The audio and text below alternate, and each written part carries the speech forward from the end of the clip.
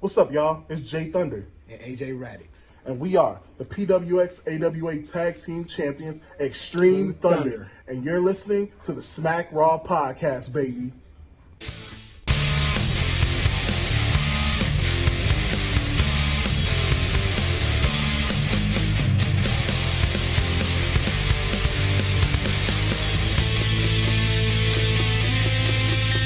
Hey, you guys, welcome to the Smack Raw Podcast, a wrestling recap show where we cover all your WWE, AEW, and NXT reviews, recaps, pay-per-view predictions. We are your hosts here, Kyle, Kevin, and our NXT brethren, RN jumping ship finally. Yes. Good. You may recognize RN from our NXT recaps. I am, of course, filling in for Mr. Rob Roode, who believe is out on some work-related stuff due to the whole crisis, you know. So I'm going to come here, big shoes to fill, but I'm willing to give it a shot, of course. And we are covering the special edition of AEW Dynamite, man, from the empty arena in, what was it, Jacksonville? Yeah? Okay. Yeah, Jacksonville. Sweet, man. Man, listen, you guys. Let's start off with just getting I just want to get, like, the awkwardness out there, man. We're all going through a rough time. Everybody, we're starting to feel some impact, and it only looks like we're going to go through some more stuff in the foreseeable future.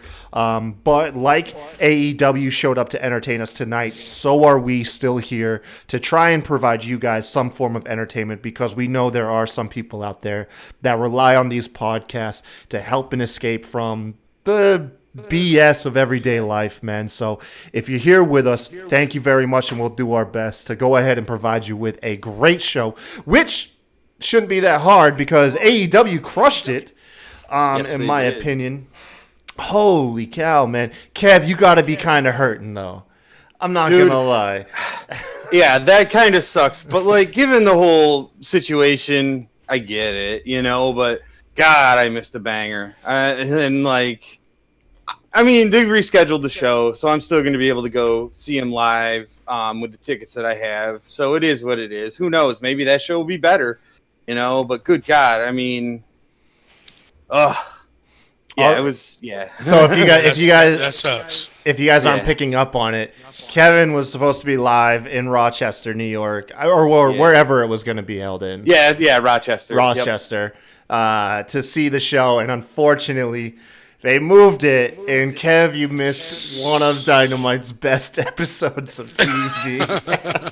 It is what it is, man. I mean, I still got to enjoy it, you know. I mean, so whatever. Yeah. Hey, I get to bullshit about it with you guys. Yeah, that's true. So RN, you are typically on Team NXT. What'd you think of the show? I enjoyed it. I mean, like, I haven't really. I love NXT, and I think NXT is a better show, but it's not that I don't like AEW. Like, I actually enjoy AEW a lot, and then a lot of the wrestlers there, like, I kept up with them on the independent scene before they came there. So, I mean, I dig it. Like I said, there's a couple things that I had a not issue with, but I wish they had switched around. But for the most part, like, it was a damn good show for sure. Yeah. You were mentioning you name dropped us Smash Brothers. Yeah, man. So you're familiar with the Butcher and the Blade, of course. Oh, absolutely. No, like I said, they especially from like PWG and stuff like that. Like I'm really heavy into the independent, especially back then. I was like, when I first discovered you can watch shit on the internet for free. So like I'm pretty heavy into my knowledge on independent wrestling and stuff. I'll show you some shit later. Nice. Okay. If you guys aren't familiar, we are a pro wrestling podcast. You can find us on Spotify, Stitcher Radio, Podbean, Google Play Music, and Apple Podcasts. Of course, we are live on YouTube and various other platforms. I think you can be watching us right now on Periscope, Facebook, and Twitch. Of course, hopefully the audio isn't that bad. I think they said there's a little echo on our end side, but hey, man, we'll work these kinks out in the near future. Vince is in the chat critiquing the audio. What's up, Vince? Vince, what's good? What's good, Vince? NXT for life. Yeah, we'll see about that, man. Hey, look, you guys, before we hop into it, man, drop a like and subscribe. Help us get to 100 subscribers. Although it's kind of behind us now because of all the new disasters, we still want to make Vince go through an old disaster and make him watch Cats once we get to 100 subs on YouTube. So hop over there just for the sake of torturing our boy Vince. And we'll, I think he said he'll do it in some little cat makeup too, man. Draw some whiskers. And Did he stuff like really? that. He said something, I man. didn't know that. He mentioned he was excited for it or something. I don't know. Anyways, man. I'm not gonna let him do you like that, Vince. I mean, Vince, I got nothing but love for you, but I will laugh my ass off if you put cat makeup on and watch Cats. I gotta be honest. Christ. Like, This is getting out of hand. I'm sorry, Vince. But anyways, let's get into the show. We'll do one of Vince's old ploys, man. He likes to give the show an overall grade before he gets into it. I don't know, man. I think it takes away from the ending, but hey, I'll copy it. RN, you're new to it. Top to bottom, what'd you think of this show, man? I think it was an A. Like I said, I mean, I thought, especially for it being no crowd, them bringing out the heels and putting them in the audience, I thought that was a game changer. So like, I was definitely impressed for sure. Like, definitely a good episode to jump on podcast for. Hell yeah, man. Yeah. That was such a good call. I want to take credit because I said on the SmackDown and Raw they should have put like 8 to 10 audience members in there, but no, like you literally took roster members and you put the faces on one side, the heels on the other, and it was terrific, man. It really helped maintain a regular feel to the show and didn't make it feel too surreal. Even though it was nothing but that, it was an extremely surreal show. But yeah, no, very, very good point, RN. Great call on AEW to do that. What'd you think, Kev? I agree. An A, and I think I said in the group chat, the best show so far with no audience, and I think that the game changer for that was the fact that they kind of did have an audience, with the superstars. Separate them heels and faces. I didn't notice that, but yeah, now I did, and that was kind of neat. But like, because you got the pops and stuff like you were supposed to get from the crowd, so it felt more like a legit show rather than just like. Not that there was anything wrong with SmackDown and Raw, and I think that they did what they. No, could. there was stuff wrong with Raw and. Well, okay, fair enough. There was, but yeah, there was. I mean, I think they were doing their best, but it was just like. I don't know. This really worked for me. I thought it was like really, really good. Like I said, there was some the crowd interaction, even if it was whatever. It really. No, it made me more invested. Yeah. It was. What I noticed from it, because like being that it was the wrestlers out there, like the pops were organic. Like it didn't matter if they were heel or not. They cheered for something that was fucking dope. So like to me, you know what I'm saying? Like that made it feel more legit, being that, like I said, they had them separated facing heels, but still if something dope happened, everybody cheered. And being that it was such small of a crowd, you kind of felt it a little bit more. Yep. That in the wrestling was front and center. We needed wrestling. That's what we wanted. Between Raw and SmackDown, we got 4 matches. One of them on Raw, just one match on Raw, and it's like I get it, man. You're in a tough spot, and it feels awkward and clunky. But at the end of the day, people are tuning into a wrestling show to watch wrestling, And AEW made sure they delivered there, and they did the best they could. I will give them that. I loved the show. I don't know how to grade it, man. I'm gonna put it somewhere between, honestly, a B+ and an A-. I don't know where. Probably just due to if you had a super hot crowd, A+ show. You know what I mean? No doubt. Had there been a live crowd to react and be like, get those thunderous roars and hearing the stomping of the feet, A+ easily. That to me, that's the thing that AEW does have over NXT, is that they know when their crowd or their fans ask for something, they don't wait till 6 months later to do it. They jump on it the next damn show. So if they see something's hot and it working or not, on the fly they switch it up and go with something or push that to the forefront. And I think that indie feel and that indie vibe from them is why they do it.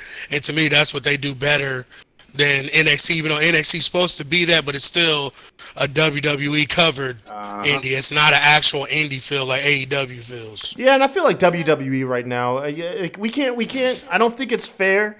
And I don't think that's what you do on our end to put them head to head right now. I really think WWE is on their back, is on the heels. They're on their heels, trying to get to WrestleMania, and all of this stuff has happened, and it's just hit them so hard. Where AEW is not trying to build to their biggest show of the year. You know what I mean? Well, not even that. I know a lot of that too is WWE's workers, crowd, everything. Like it's like 3 times what AEW has, so everything is going to affect them a hell of a lot more than it would AEW's crew and stuff and everything. So I get it for sure.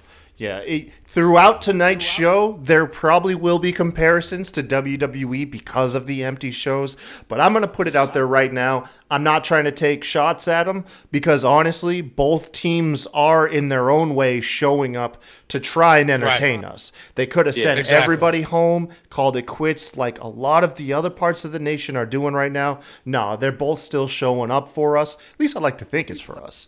And like I said, the only thing about that is the fact that it tells you that they're a TV show, and they proved it tonight. Yeah. Instead of having wrestling, they had a TV show. Mm-hmm. Right.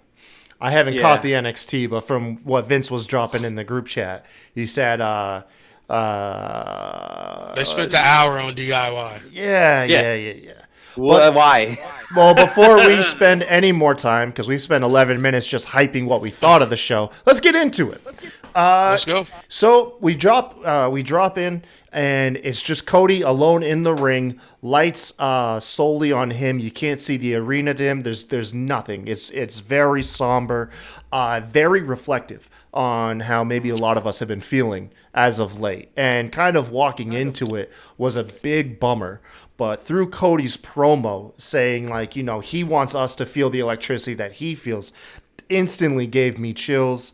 He starts hyping up how he needs to rebuild Elite, and that is kind of funny given that a year ago the Elite were the tightest known faction in the indie wrestling coming into this. You know what I mean? So he calls on that he needs Matt Jackson to drop his stuff with Hangman Page and bring in that big brother wisdom.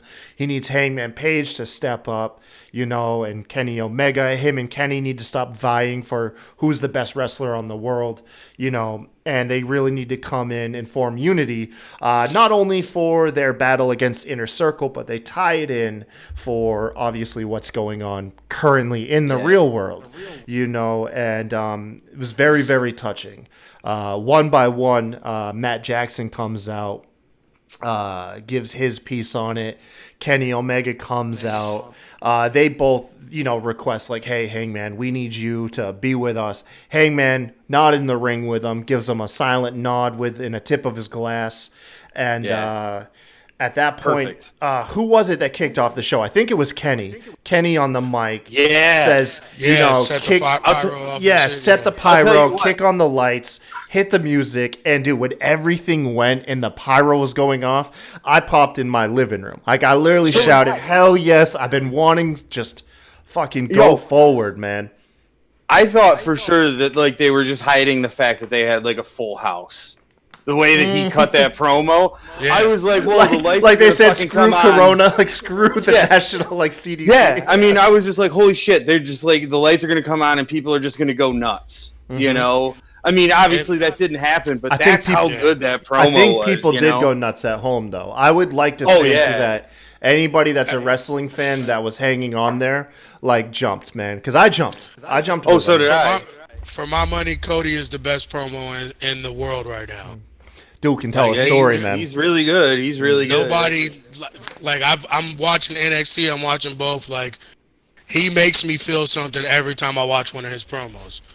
I don't know what it is or whether it's good or bad, but I feel something every time that man has the fucking mic in his hand. So Hell yeah. He's got a name in my Nah, book he's for good. sure. He's really good. Man, and then we instantly kick it into high gear, and the optimism kicks in. The somber mood leaves you. You get excited. You're like, okay, I'm ready. Let's dive into this show. I'm gonna give AEW a chance to knock it out the park, where Raw it stumbled extremely. And then we cut over. Shivani is out in the audience, and he's flanked by MJF and Sean Spears. Sean Spears. And dude, they're gambling on the matches, man. I know. Tony Fire. dude, Tony Fire. calls This is them probably my favorite segment. Fire. That was so Dude, good. I love it. Tony calls him out and like, "Are you guys gambling?" And MJF starts laying into him, just like, "What are you talking about? Talking about gambling?" And then instantly pulls him aside, like, "Hey man, you want in on this action?" MJF rules. Dude, oh my god, it got me laughing, man. Yeah. Brandy appears in the ring. Her nameplate reads, and I don't know if y'all caught this at the top. It says, she said she would never be a ring announcer again. And Yo, AEW does that shit all the time sneak with their them into- nameplates. It's awesome. weekly Easter eggs, man. Weekly Yeah. Easter eggs. You got to pay attention to the nameplates. We got one for Hangman Page earlier. I wonder if y'all caught it. But she announces first match of the night, Lucha Bros versus Best Friends. This is where what type of matches are we going to get? Full on AEW matches. Yeah. These guys pulled no punches, man. And it was during this match that we did realize that, oh, wow, the other roster members are ringside. You start catching glimpses of, like, Wardlow out there. Orange Cassidy is on commentary, like asleep, like not talking, of course. My favorite, though, was I think it was we caught a glimpse of I instantly went off in the group chat. We saw Jake the Snake out there. Yep. And I was like, did. dude, we got a legend just out there to be an extra for the show, which later in the show, he did have a more significant role. But still, nonetheless, he didn't have to be sitting out there, man. And no one would have said anything. But, he was. And I think that says a lot to what I'm assuming the mentality is in that locker room, man, which is unity. Like, just give it for the fans, man. Be out there. Well, not even that. I mean, it was still long-term storytelling. If Cody and them had just left from out there, so it made it seem like they were out there watching them cut that promo and stuff. So, like, that's why. Very real point. Yeah, very good point. Good point. I was still on the sentimental shit when I saw him. Like, I was still like, oh, everybody's trying to pull together. RN's still the one paying attention to the show. Like, this still makes sense. Do you not have feelings? What the hell? No. Well, another thing, what I was really looking at was Spears, Wardlow, MJF, and all them. Like, that if that is a faction, like, I'm fucking here for that. Like, I think that would be a dope ass faction, like legit. Hey, Jesse Agreed. Uso is in the chat, and they're jumping the gun, but we've been pining for some fan interaction here. They want to know is what did we think of Brody Lee and Matt Hardy debuting tonight? Ass for me. I'm sorry. Oh, I popped so hard for both of them, honestly. Jesse, Let me preface that because I don't want to seem like I'm the NXT hater guy. I thought that they should have switched roles. I would have rather seen Matt Hardy as the Exalted One, and I definitely would have rather seen Brody be the heater for the Elite, going up against him versus Jake Hager and all that. Like, I thought that would have been pretty damn awesome, and to see him actually get to wrestle.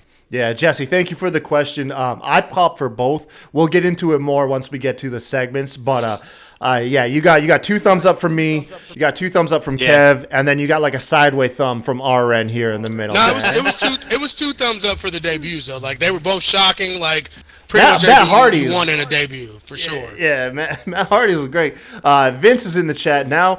Vince has left our Periscope stream and now has jumped on the YouTube stream, and he says, RN, quit hating. But let's get back to this match, man. Yes, Vince says Brody Lee was legit as the Exalted One. But we'll get into it, man. We'll get into it when we get there, man. This match was hard hitting. It's hard to do a play-by-play with the Lucha Bros matches because their stuff is so innovative. And no knock to Best Friends. I'm sure if Rob was here, dude, Rob's all over the Best Friends. Oh, he's a mark for the Best Friends. Dude, they're man. a great tag team, man. They're a great tag team. Hard-hitting match, man. Cassidy at one point comes from commentary. The ramp is extremely short, so essentially the commentary table is overseeing the ringside area and the ring, and Cassidy hits a dive from the commentary booth to ringside on the Lucha Bros. After, of course, during the match, he was eyeing down Rey Fenix the whole time, which is nice. So we might be getting a feud between Orange Cassidy and Rey. Bro, I'm in for it. And I hope RN, you too, man. You better not be yawning because you ain't into that shit, because that is hype, bro. No. Don't be yawning on the damn stream, man. My bad, but I'm just saying right now, like, the Lucha Bros, like, I'm here for all of it. Like, they are my favorite tag team by far. I've actually met Rey Fenix. That's my guy. He's probably my top 5 favorite wrestlers. Like, I'm definitely, anytime they're in the ring, like, I'm glued to the screen. Like, I can't help it. And Orange Cassidy, I was telling Vince about him, like, how he could really go in the ring and shit. Like, it's gonna be, he's sick. Yeah, no, I completely agree with you, man. Yep. At one point, though, during the match, what was it? Best Friends were going for a strong 0. It gets countered by a low blow from, I believe, Pentagon. They hit the package pile driver combo for the Lucha Bro wins. Tony Schiavone finally starts interviewing faces. Although Tony really only interviews, I think, like losers. I don't think he interviews winners. Yeah, man. right. He only interviews losers after matches. I got a question. So, like, I didn't realize they were doing pile drivers in AEW. Like, Every week, was bro. digging it. Every week, man. They do some it. form of it, bro. Shivani interviews Chuck and Trent and Chucky, and essentially they're pissed off. They challenge the Lucha Bros to a match, but they don't need a ring. Hell, they don't need an arena. They challenge them to a street fight, and they say, let's do it in a street. In fact, actually, let's meet in the parking lot. So we're going to get a parking lot street fight next week. I can only imagine some of the crap they're going to pull off. If it's anything like how Pentagon did in Lucha Underground, if it's anything like that, sheesh, it's gonna be a bloodbath. You know, I hate to say it, but the only thing I have to go by memory off of is what was the Junkyard match in WCW that was god awful. Like, do y'all remember that? The camera was bad. They had like helicopter cams, and it was so dark you couldn't see nothing. That was Goldust and Roddy Piper, wasn't it, when they were like driving through the town? No. Oh, that's super old. Look it up later on, man. No, there's an actual junkyard match, like a junkyard hardcore free-for-all between a ton of people in WCW. It was god-awful. This will be the complete opposite. But, yeah, man. Well, anyways, women's fatal four-way match. AEW gets a lot of flack, Kev, for their women's matches. Was this one all right? It was pretty good, right? Yeah, I would say that it's definitely among some of the better stuff that the women have done for sure. Sometimes like the women's matches just don't hit for some reason, and it's not even I can't quite put my finger on it because it's not like most of the women are bad. Honestly, you know what I mean? They're all talented women. It just feels like it's missing something sometimes. Well, 3 out of the 4 of them were top 5, except for Penelope Ford. No. This match tonight I thought was great. Like, I liked it. I'm just saying, generally speaking, I don't know what it is. I can't figure it out. But they got it tonight, and it was good. And, like, Sheeta and Statlander had some really awesome spots, I thought. Yeah, your inaugural women's champion kind of got pushed aside. Yeah. This match, Rio didn't get much in. Because at one point, Penelope Ford hit a reverse Rana on, I think, Statlander. And then I like that Sheeta took advantage of the no DQ stipulation, because you don't see babyfaces do this often. Yeah. But she poked, I believe, Statlander's eyes and attempted a roll up for a victory. And yeah, man. This is when I pull out my NXT flag, like. Yeah, I know. It needed I know. it needed some work. I know. Like I like the characters, like I like Statlander or whatever. I like her character and all that stuff. And like I think that they, like you said, I think that they have something there to work with. It's just they're missing that. I don't know if maybe it's the producer that's helping them with it, or like I don't know. It's just we can all sit here and agree that NXT has the best women in wrestling. I will Hands say down. WWE Hands did down. go on a crusade for like 3 or 4 years and scoop up the best women on the planet. Like Yeah, we yeah. all know that, and I'm not taking nothing away Absolutely. from AEW. They have great talented women on their roster. Yeah, absolutely. But when you compare, But like you said, the it's just something numbers- missing. Yeah, Yeah, I don't know what it is. And I feel kind of bad because, like, individually speaking, I like a lot of them. You know, Yeah. Like to RN's point, like Chris Statlander's awesome. Like she's good in the ring. Her character's cool. Mm-hmm. I mean, Sheeta, like we've talked 100 yeah. times. Sheeta ain't missing shit. Sheeta, Yeah. To me, she's the best one out of all of them. yeah. Oh yeah, I would Like- agree with you there too. By like leaps and bounds. Like her work compared to the rest of them, all of their stuff is like not sloppy, but you can tell there's holes in their game. Like to me, every time she's been on TV, like I can see that she's noticeably better than the person she's in the ring with. Oh yeah. Yeah, she needs the belt as soon as possible. Yeah, absolutely. So, but yeah, I mean, oh, go ahead. No. I was just gonna run down the rest of the match really quick. Where was it? Oh yeah, Statlander hit a reverse electric chair drop on Riho on top of Sheeta. It ends up actually taking Riho out of the match. Penelope Ford hits that reverse Rana that I mentioned earlier on Statlander, but this allowed Sheeta to come back into it, hit a Falcon Arrow, and combine that with the running knee on Penelope Ford for the win. I do think though this match helped not only keep Sheeta on the top of the division because she is the next in line for Nyla Rose's belt, but also I think it put Penelope Ford on the map. Yeah, Yeah, think it did. she's way better than I thought she was. Yeah, yeah. I think it was good, man. I think it was good for Penelope Ford, man. Well, and I like the Kip Sabian spots too. That's right. Early in that match, Kip Sabian got laid the hell out by Sheeta and Statlander for trying to get involved, man. That was nice little touch. And he also was involved after the match because Colt Cabana was ringside and apparently doing some scouting. I don't know what he's doing. I'm not too familiar with Colt. I know he's a big Chicago indie icon. I know about the whole thing with him and CM Punk, but I only catch him in the mainstream stuff. So I don't know exactly who he would be doing some scouting for or what the purpose is. So I don't know if that's an AEW storyline or something he's really doing. But I have no idea either. Okay, cool. So we're all All lost. the AEW guys. Hey, we're all lost. All right, sweet. But anyways, Colt says that Penelope Ford should stick to scheming with her boyfriend. It draws the ire of Kip Sabian, who comes over and confronts Colt. They both have a bunch of hey man, shut up. Like, hey, come on now. Like they just bicker, and Colt just slaps Kip Sabian, who just looks appalled that he was slapped. And I was like, isn't Kip a wrestler? Like, I don't know what's going on here, because he literally took the slap and just him and Penelope Ford took off. But hell, I'm sorry, Colt Cabana just doesn't do it for me. He never has. Like No? I like him better as a podcaster than as a wrestler. I don't know him really at all. So But I I think a lot of us who are going to be more like me, who I'm not entirely familiar with Colt's character, although he strikes me as a comedy guy. I think we'll Yeah, become. he definitely is. I think we'll become more familiar with him if he's doing something with Kip Sabian now.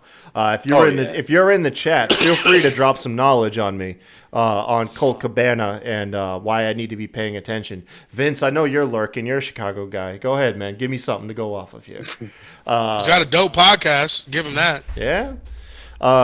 Moxley still has the stolen Ford GT. Yeah, I know. Awesome. He's just living his best life, man. Apparently, if you can get out of the city with your stolen car, it's yours. Anyway, he's not cleared to be in the arena, which is why he's not live. So this was obviously pre-taped. But he will remain in the Inner Circle's blind spot and be present for Blood and Guts. Where's his feud going? So he took the belt from Jericho, but he got written off TV. So does this feud continue with Jericho, or is it with Inner Circle in general? It's got to be Jericho. It's got to be Jericho, right? He doesn't do it for me. He doesn't do it for me. So Oh man. he just doesn't do it for me. I'm sorry. Blocked. In the ring, he's dope. Like that match with Jericho was definitely match of the year candidate. Like they had awesome chemistry in the ring. Like the spots were all there. Like I felt it, but him on the mic, he's Gene Ambrose. I'm sorry. He's not crazy. He's not a lunatic. Like the shit is just repetitive. He's literally just doing the same stuff he was doing in WWE, but I thought he left there so he wouldn't have to do that anymore. Character-wise, he's ass. I'm sorry. Wow. Man, he's a deathmatch guy, is what he is, man. He's a Yeah, well, here's the thing. I get what you're saying, but like I don't even necessarily like pick up those vibes that he's trying to be like a psycho or masochist or anything like that. He's just trying to be a badass. He's just like, well, if I gotta fucking do it, then I'm doing it, you know? No, you're right. I agree with you. He's trying to be a badass. Like he's over trying. Like it's not just like I don't feel it from him. Like like if I saw him in a bar and he was doing all that shit, I wouldn't be scared of him. Okay. Is that saying it better? So no, you feel his you can't buy into him being intimidating. I hear you. I don't buy into the like crazy badass. I'm willing to do whatever. Like I don't buy into it. I'm sorry. I Kind hear of like you. And Becky Lynch's criticism that it's too much of like a forced act. Yeah, I hear exactly. you, but like I don't necessarily think he's going for that kind of intimidation factor. He's just like, whatever, man. I gotta do what I gotta do. You know what I'm saying? Like it's not. You know what I was thinking too? Like I was watching like one of those 24s like before he left, and like his actual persona and character, like being just that like loner, like who doesn't want to fuck with anybody, who doesn't want to talk to anybody. Like I feel like if he did more towards that, I would be more believable, and like I could take him more serious. Like if he was just like, I'm here to fuck shit up, take out and go. I don't want to do any interviews. I don't want to talk to any of y'all. I don't want to cut any promos. I'm just here to kick ass and take him more seriously and work with that more than this crazy whatever this is. I don't know. No, I get it. I get where you're coming from now, especially when you point out the whole loner thing, because that does seem more tangible. Like that does seem more real. I see it, man. I gotta say, I still buy into his character. I like him. I like him as he is. I find him entertaining, but I can see where the criticism is coming from. Yeah. I ain't gonna jump on you like you're trying to defend Ricochet. All right, so I'm on the Ricochet boat with you. What are you talking about? I'm with you on that. yeah. Vince is in the chat, guys man. are trash. I can't drop it, bro. We did get in the chat. They said Colt is definitely a comedy guy, but very versatile. He's pretty much been the R-Truth of the indies, which, all right, cool, man. So he's always been around and been down to entertain people.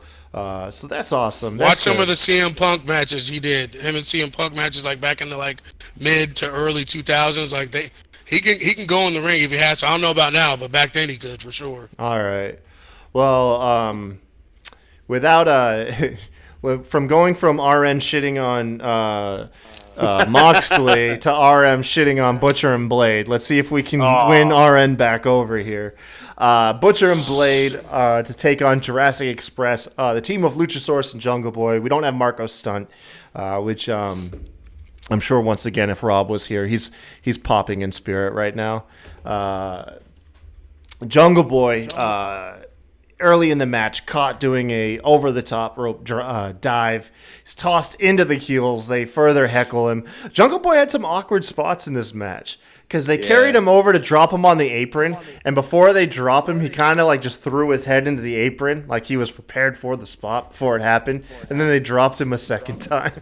Yeah. And Really weird. yeah, but the story really was, though, Jungle Boy getting worked over by Butcher and Blade throughout the segment, through the picture-in-picture, just to get to the hot tag segment with Luchasaurus, which Luchasaurus is the true star. He's going to be the one who's catapulted once this first wave of tag teams kind of dissipates and we get new tag teams down the road. Luchasaurus will come out of the Jungle Express, or Jurassic Express, excuse me. a star. I don't think it's gonna be him. I think it's gonna be Jungle Boy. Jungle Boy's legit, man. Yeah, man. He's better than He strikes me as a Daniel initially Bryan thought. type, though. He strikes me as a Yeah, Daniel Bryan type. Yeah, I just feel like how they position him and how they prop him up in the matches. I think the Elite have their eye on him more than anybody. He's got his dad's movie star looks too, though. That's a Yeah. thing, dude. Man, he's got Luke Perry's looks, man. He's a handsome fella. Yeah, and he super has young, He has gotten better since they first started. Like you can definitely see he's improved in the ring for sure. Yeah, because Oh, I think when they recruited him, I'm not going to say was a rookie, but I remember hearing like how new to like professional wrestling he is. Like 3 years, maybe 2 And or it 3 was, years, maybe. yeah, it was shocking. And he's still very good. Like now you watch his matches, and for the most part, you can't tell. This seems like somebody's been doing it maybe their whole life. Right. Luchasaurus, I got to tell you, man, I cringe every time I see the Luchasaurus go because he's a big boy like myself. And you're not supposed to do the high flying stuff once you get that big. Like, true Right. story, today, right? I got my 11-year-old nephew. He's been with me for like 3 days. And I take him to the park, and I decided to like dust off the old skateboard. Said, "Screw Oh, it, no. I'll hop back." Yeah, thanks, man. Yeah, Dude, Yeah, I've done it man. before too, so I've been right there Dude. with you. Yeah, man. I was about maybe 10 minutes into a session, just getting warmed up, loosened up on the board. Freaking blew out my ankle. It wasn't even a bad crash. The board slid out, and my weight just came down on the side of my foot. Done like that, man. I got a sprained ankle now. It hurts like Sucks. a bitch. Yeah, man. And I gotta say, that's what scares me about Luchasaurus. Now he's obviously much better shape than me. I'm not gonna lie. That dude's in some great shape. But when you're that big, throwing like wheel kicks and moonsaults to the outside, god damn it, man, you're gonna break a leg. Calm down, Luchasaurus. Okay, like we all love you. He already blew his knee out once. I'm didn't he? telling you, man. Like, I worry, man, because he's so cool, dude. He's so good. I love Luchasaurus, man. Doing like standing moonsaults. He looks like he's like 6'7". You know what I mean? He looks like he's the know. He size of looks Kane. even bigger in person. I saw him at a Ring of Honor show maybe a year and a half ago here in Columbus, and like the sheer like width just how wide he is. Like seeing him in person, like it's like his size is ridiculous. He's a big boy. Oh, he man. reminds me. I think Kyle, you said it first, like of Kane, like Yeah. his physique. You Hey, know, he's built like And- Kane, and Kane's. Yeah, he really is. What's the biggest thing you saw Kane do was like a top rope clothesline, and it was, Yeah. and even then he like would land into like a roll. And you got Luchasaurus busting out moonsault, like Asai moonsaults off the ropes and stuff. I know he's a madman. He is, He's a man. fucking Dude, he madman. is a madman. Oh, man. I love it, though. I love it, man. It makes the crowd pop. I've said it before, man. I hope he doesn't injure his other competitors, and more so, I hope he doesn't injure himself, because I think he's a star, along with Jungle yeah. Boy. Honestly, all of Jurassic Express has a good high ceiling, with the exception of maybe Marco Stunt. Unfortunately, Marco Stunt will have his moments, but he's obviously not going to have as much of longevity as maybe Yeah. Luchasaurus and Jungle Boy. But I think he has a spot in Jurassic Express. Though. yeah, oh, You know what I mean? absolutely. Yeah. Yeah, he's the seasoning. You know what I mean? Yeah. Like, is Yeah. what it is. Right. What was it? How'd the match finish? Oh, you had MJF calling for the full death That's on right. the outside. This is after we get a sweet 1v1 spot between Luchasaurus and Butcher, by the way. We All still day. need this Give on a it to me pay-per-view, all man. day. But it gets countered. We get a teaming cutter on, I believe, Blade, who ate it. Yeah, it was. Yeah, and no. Butcher ate the cutter because we got that Yeah. awkward spot of Jungle Boy running, thinking he's gonna hit a dive, and Blade's just corpsing on the outside. So Jungle Boy just hops through the ropes and stomps this starts dude's kicking dead him. body. Yeah, it was so awkward. The thing too, like the idea of the Butcher and the Blade, like I kind of dig it, like, and I felt like they may have been able to do something with it. Like the Butcher looks fucking ridiculous, how big he is, He's a and the fucking tattoos and stuff beast, and everything. man. But like the execution of it is just not, it's not working. It's Blade, man. It's Blade and Bunny. Like he's the first one where I'm like, this guy needs to get away from Yeah. this group act that he's a part of. and start doing something on his own. And I mean, the fact that he's part of like a metal band would lead me to believe that he's probably got some charisma where he could stand on his own 2 legs. I'm probably out of the whole Smack Raw crew, I'm probably the biggest Butcher fan from the AEW standpoint. Like, I see this dude, and I'm like, there is something to this guy I want them to dive into, man. Like, to me, I would have rather him had that spot than Wardlow, because Wardlow is not a big guy like they make him out to be. Right. He's literally he's an inch taller than MJF. Like, but if you had MJF talking that shit with the Butcher behind him, like, put him in a suit with that monocle and all that shit and everything, you got that guy behind. That's a heater. He's the monocle. The monocle's so badass. Like, he's the only dude on the whole planet that makes the monocle look. Because, like I said, the idea. I get the idea. Like, I get what they were going for, but like you said, they get him away from those other two. They're ass. Yeah, man. Hate to say it, man. Just it's as a pair, man. They all need something else, and I think the Butcher is the biggest one that like has the most gains out of all of them, man. Absolutely. Yeah. SES Vince is dropping some more suggestions on the cult stuff. R-Truth versus Yano versus Orange Cassidy. Oh, no, he's just throwing out comedy stuff. What the hell does this have to do with AEW, Vince? I'm like, all right. Go home, Vince, you're drunk. Yeah, dude, tell me about it. Anyways, last thing about this is finally pinpointed. Butcher is what you get when you cross Dr. Robotnik with the Monopoly guy. Like, it is to a T, dude. That's perfect. Yes. That's perfect. Anyways, all right, man. We go from there to a commercial break. First and foremost, shout out to Colt Cabana doing thumb magic in the picture-in-picture. I don't know if anyone else caught this. All right, man. But yeah. Colt Cabana was doing all the classic thumb magic tricks, and awesome. I think he had Christopher Daniels sitting there like hyping him up and being like the showgirl. It was a nice little impromptu thing I caught. It was pretty funny. All right, so let's get into it, man. The first of the 2 debuts of the night, man. Evil Uno and Stu Grayson in the ring. Uno cutting a promo. RN, outspoken longtime Evil Uno fan, you said yourself. Me, a new fan. I've become a fan of Uno through the Dark Order solely. Cutting a promo. The Exalted One is near. I'm getting kind of anxious. Like, what do you mean he's near? He's supposed to be here right now, man.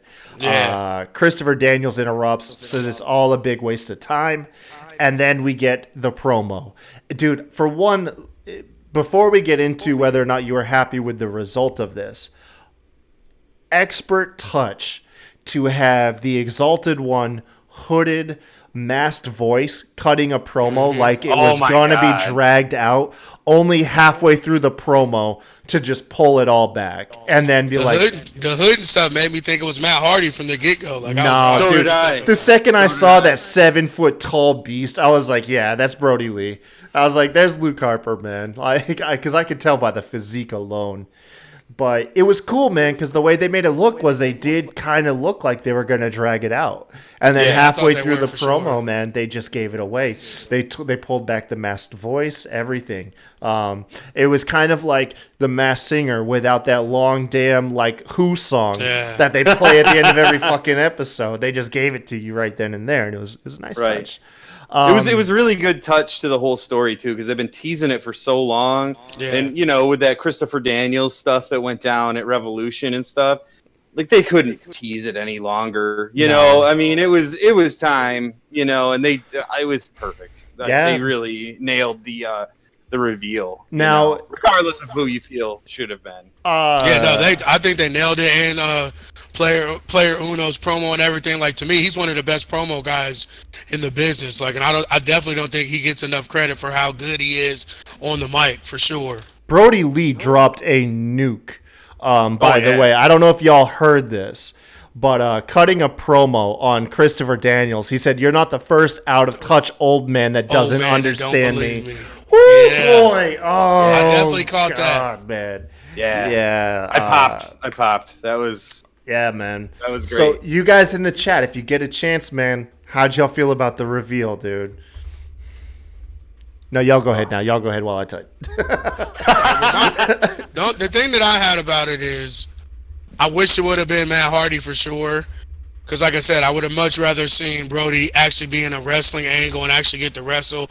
And my thing is, I hate when they put dudes with guys where his whole damn crew is 7 foot inches smaller than him. Like, they all came up to his dick. Like, what are they? How are they going to protect him? It was like a dude out there with a bunch of little boys or some shit, bro. Like, that's the only, like I said, I love Brody Lee and I think he's gonna be dope, and I think having a faction behind him, like fucking people up and getting them into that title picture, like him versus Moxley or whoever has the belt down the line, like that's gonna be a dope ass match, and having all that outside interference will help it as well. But I mean, like, he's 7 foot tall and all his minions. It's like Groot and the Minions. Yeah, he's got a bunch of little ass running around, climbing on top of each other, and getting in the ring and shit. Like, that's the only part. Visually, it didn't work for me, and his ring gear too. Like, maybe he'll fix it once they get going a little bit. But yeah, that's my only complaint on it. Go ahead, Kev. Go ahead. I agree with you on the ring gear. I was like, that shit's whack. Like, straight up, it was not good. Like, I didn't like it at all. But like, I like Brody Lee as the exalted one, and I thought that Kyle was saying, the promo that he cut was absolute fire. You're talking scorched earth, motherfucker. Yeah, I mean, yeah. I'm ready for He's the so Dark fucking Order. dope. He's so fucking dope, like legit. I'm ready for the Dark Order to take over the whole goddamn AEW now. You know what I mean? Like, after that was crazy. Two things. Just because it's him, I'm going to give it a chance. You know what I'm saying? Like, I'm definitely going to let it play out just off the strength of him and player Uno. So I'm definitely into it. Yeah. Two things were from my end was, A, I do have a hard time separating the angle from my enthusiasm for the man. Because Luke Harper really just got a bad rap in WWE. Oh, yeah. And I can't tell if I'm super happy with the reveal or if I'm just super happy with Luke Harper or Brody Lee getting his due. Right. So yeah. There is. Plus, he's a local dude for me, so there's that too. Which also, kind of colors my opinion about it a little bit. But the other thing was, this is something I've been saying now. If you go back to our other recaps of AEW for the last several months, Dark Order's been that small fire that's just been unattended. No one's paying attention to it, and before you know it, it's gonna engulf everything, and you can't put it out.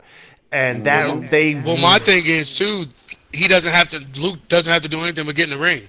Right. He's got player Uno that can cut the promos and speak for him. Got all the creepers. Mouthpiece. Yeah. You've got all the creepers and shit. Like, it's set up. Like I said, going forward, if they can if they can stop it from feeling funny and like a comedy and make it really dark, like they were doing with the Nightmare Collective, like a tidal wave. If they can keep it like that, like, it's gonna be by the end of the year, it's gonna be there for them to just put the match on and blow that shit up. It's going to be one of the hottest things in it'll be AEW versus Dark Order. It will literally be Dark Order versus the rest of the roster, man. And hopefully you have a better payoff than when NWO grew and swelled too large. Right. Maybe it can be well done. And you know what? Right now, AEW has given us no reason to doubt them. Not yet. You know what I mean? So, right. But I think they should man. I think they just keep adding like young guys that you don't know with like no ring gear, just like they had those guys, just with the mask, and like young boys over in New Japan just keep adding. Yeah. Just keep adding until like you don't really know who they are. You know their names, but there's no discernible action to them. They're just there to do his bidding and fuck you up. Like, I think they should keep doing that. And then, I said, before you know it, they're just taking everybody out. You have all these feuds with just distracted, and no one's paying attention to the Dark Order. And the Dark Order, once they grow to a point, they have the roster and everything, they flip the switch, and they don't care. There's no prejudice, heel, face, it doesn't matter. And they start taking out AEW one by one. Dark Order could be some of the hottest shit that we see coming, man. If done right, man. If done right, absolutely. And don't rush it. Slow grind this shit out. Let it take its course. How crazy is it coming from the wet fart that was the debut in the tag team tournament that no one gave a shit. What a perfect fucking story this could end up being, man. The most. All I kept thinking about was all I could think about was Channing Tatum and Danny McBride, and this is the end. When they debuted and the guys turned into the chair for him, I'm like, come on, what the fuck? Like, don't get me wrong, I thought that was dope, them making the chair for him. Like, that's all I could think about. Like, yeah, he's my bitch now. Like, that's all I could think about when they did that. Yo, dude. No, man, the one thing that I really appreciate about the Dark Order and what AEW has done is, like, you know, like you were saying, Kyle, it was just shitty at first. Like, I was not into it at all. Like, it was like, who the hell are these guys? This gimmick is dumb, you know? And then, like, kudos slowly to the won guys. me over, you know? Yeah, kudos to the people behind AEW, too, to not pull the trigger right away and be like, oh, man, these guys aren't getting over, you know what I mean? Like, fucking abandon ship, you know? Way to, like, double down. To me, like, and a lot of that is that's the good part about when it's guys that are friends starting a business, is that they don't have management behind them pressuring them to drop something or to push something. They let them still do their thing, like you said, off in the corner, 5-10 minute spots every couple weeks, just slowly building. And now that Nightmare Collective bullshit is out, let them slide into that role. Give them a little bit more face time. Maybe put Brandy back into, like, let her kind of pick up there with them, or if you want to separate her out from Cody or whatever. But keep giving it, make it stay dark. Don't put any goddamn funny in it. Let it be creepy and like weird, and like these dudes walking around with the gimp mask and shit. Like, make people like not know how they feel about it when it comes on TV. No, I love the AA Fight Club vibe. Like, stick with that. Yeah. Stick with that. Be society's outcasts that are being scooped up. You know what I mean?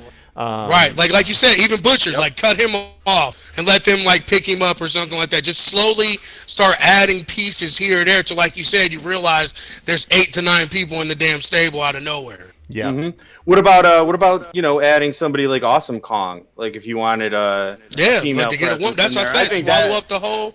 Mm-hmm. I think she would make a lot of sense, you know. Yeah. And she hasn't been on TV a lot, obviously. I mean, I'm not sure what that. And what was the weird guy with the white hair that looked like powder off Me, Myself, and Irene? Oh, I don't know.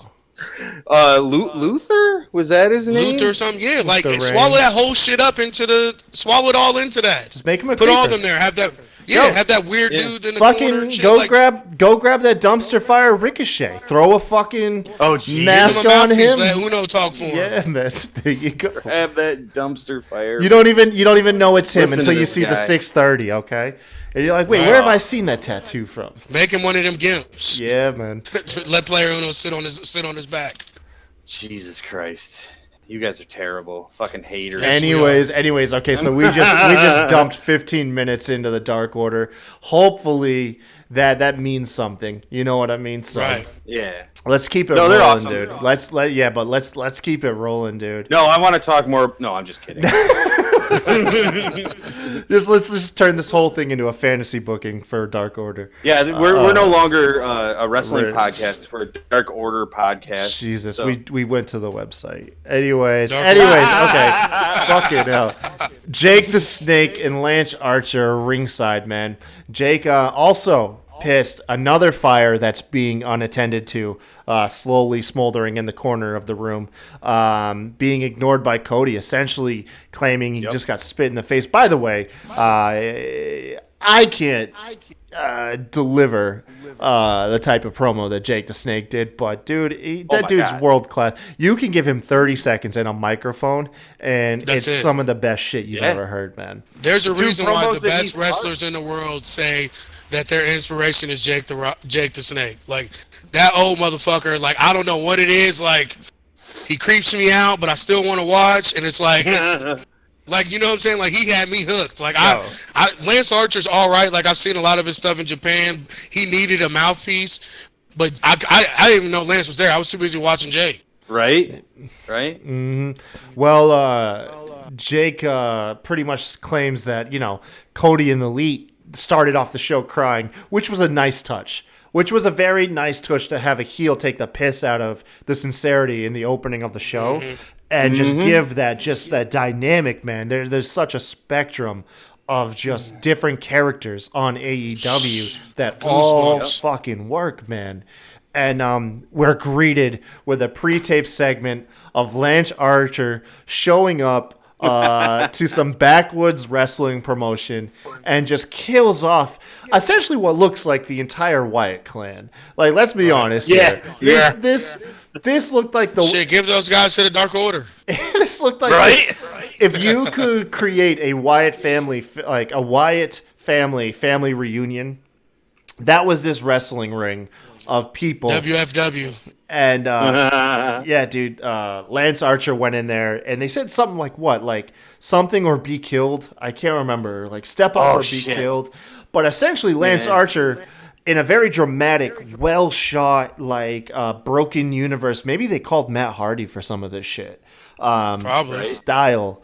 Like just laid Looked out. like it was on the Hardy compound. Dude, for real. Yeah, no shit. Laid out all of these indie wrestlers, and then there was this when he kicked that one dude in the chest. Spartan kicked that motherfucker. Looked like in the 300. Chest. It looked like it was shot at 300. That's what I just said. Spartan kicked him in the chest, bro. That was crazy. Oh dude, my he did. fucking god, dude! The guy they slowed nasty. down. They did a slow mo of this chop in the corner. I think on the first guy caved this fella's chest in. But this poor Drake Maverick looking fella. I thought it was Drake Maverick. Yo, I swear to God, I was like, "What the hell happened?" I didn't hear anything about this. yeah, man. Is greeting him at greeting fucking Lance Archer at the end, and Lance Archer like fucking murders this guy. Like straight up. I'm sorry, I don't mean to add so dramatic. Like he fucking murdered him. He grabbed him by the head and just bashed his face off this car hood. Like. Oh, not in a pro wrestling fashion. Like I just caved your face in fashion, and dude's dead. And now Dude's dead. Yeah. Now I'm fucking terrified of Jake the Snake and Lance Archer. Okay. Did you guys watch his match versus Dean Ambrose at Wrestle Kingdom? No, I know about it, but I didn't. He's a real big man. Like AEW needed an actual big man that wrestles a big man style, that does big man shit. Like. He's something that they need. I'm not saying that he's like a really like a 5-star wrestler, but I mean for what they have and don't have, like they need giants. He's an ingredient they need. He definitely is. Yeah, they need giants, man. They definitely need giants. Fucking hell, man! It was so well shot, though. Yeah, that was a great segment. AEW had like some huge fucking highlights tonight, man. Between Cody's dramatic like drama fucking king open to the show, to the pre-tape segment, to the fucking exalted one. Why can't they make their fucking videos, like their entrance videos, look as good as these packages look? Like you see that they have the ability to do it. Like why do they still have those WW 2K20 ring entrances, bro? I think some of that is the appeal. Like the best friend shit, that was literally their thing. Like we want the corniest, stupidest shit. But I'm not talking about the content. I'm talking about the actual technical like aspects of it, how it all the shit all looks. It literally looks like Create a Wrestler. Yeah, no, I know. You know what I'm saying? Like, give me some goddamn production value when I'm watching my porn and wrestling. That's all. Jesus. Fucking hell, man.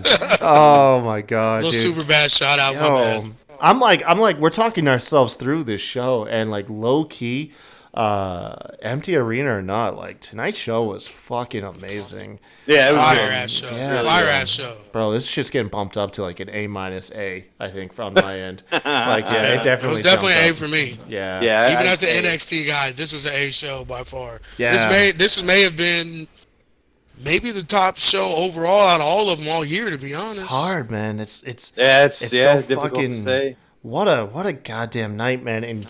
And once again, and we haven't even got to the fucking main event, but Kev, man, I feel so fucking bad for you, man. Like, dude, God. You gotta keep reminding me, man. I'm like riding on high. I'm like, yo, show was great, and then it was like, dude, you could have seen it live. Dude, you were supposed to be there.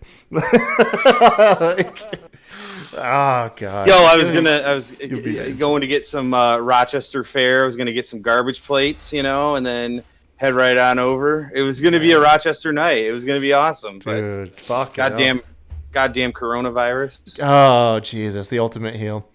Give it. We got Inner Circle up next, taking on the team, Santana and Ortiz with Hager, right? Yeah. Taking on the team of Cody, Matt Jackson, and Hangman Page. Hangman Page's nameplate, another nice Easter egg for the night. He's been renamed fucking Adam Handwash Page.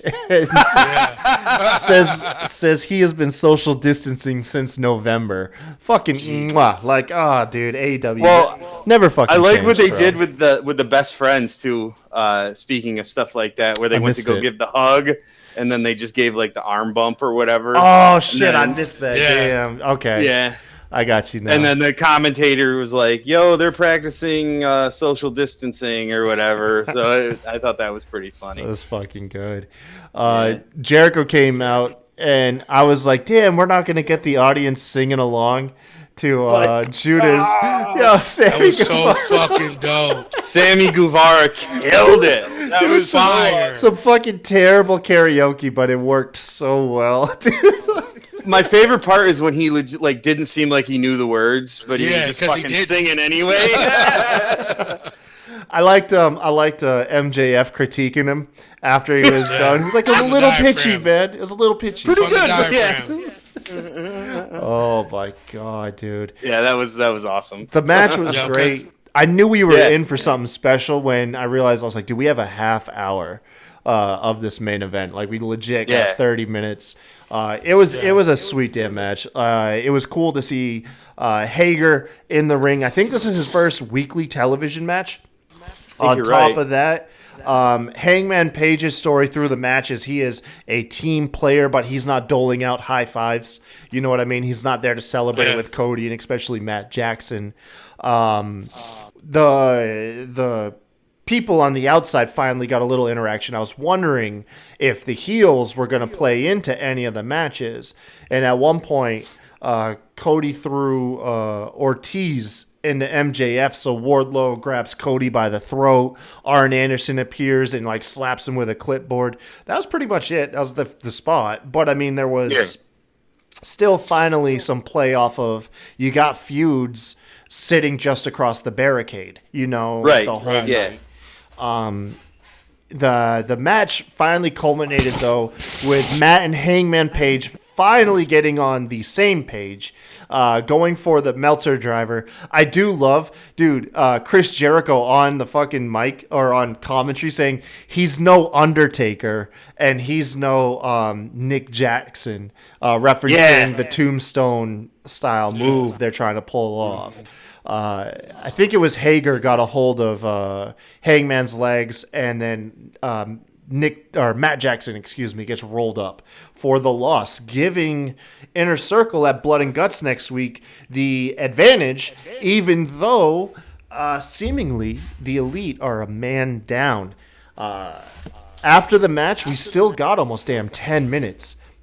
I know. Chris Jericho hops on the mic. Dude, just crushing comedy-wise. For one, did y'all start to think that maybe they were like, oh, fuck, the match went too quick, and now we just got to fill airtime? Because it really for a did. second. Yes. Yeah, that's what I thought. Because I thought it was like 11 for sure, and I looked up, it was still like 9:50 or something like that. I was like, what the hell did they do? Yeah. Got I Hager out thought there busting out push-ups. He's telling Sammy Guevara, go sit on him. And I was like, dude, they're filling time. That's what they're doing out here. Jericho bans all Pumpkinhead dipshit fans from all future house shows. Shut your ass. That's the best. Shut your ass. Did you see the shirt? It was like wash your hands, like, something, and shut your ass. Definitely, for me, he's the GOAT. Oh, yeah, absolutely, man. Chris Jericho, just on the fact alone that he can just what everyone says, it's been said a million times. He reinvents himself like a fucking million times, man. Yeah.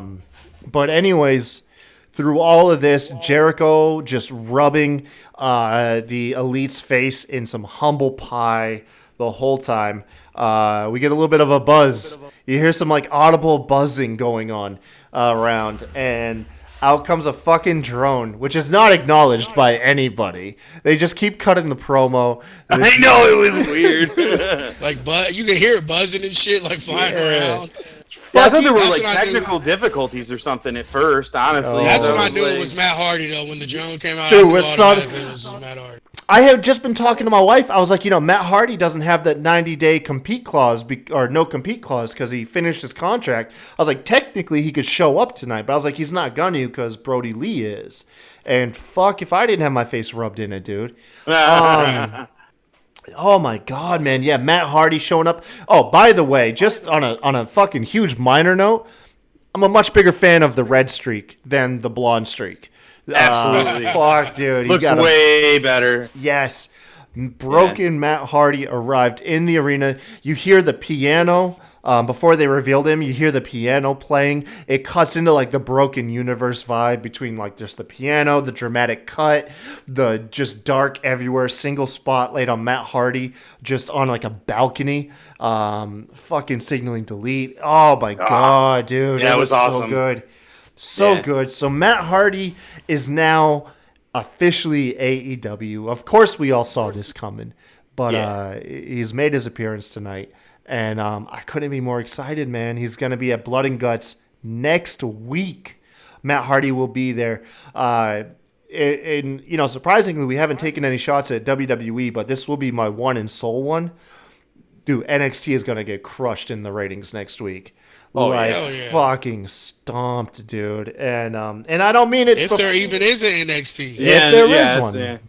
It is true, man. It is true. There's a lot to cover there. We might do a special show, man. But Well, the thing is, too, man, is that, like, from what I understand, what I've read, and I could be wrong about this, is AEW isn't sure what they're going to do as far as their shows, like, after next week.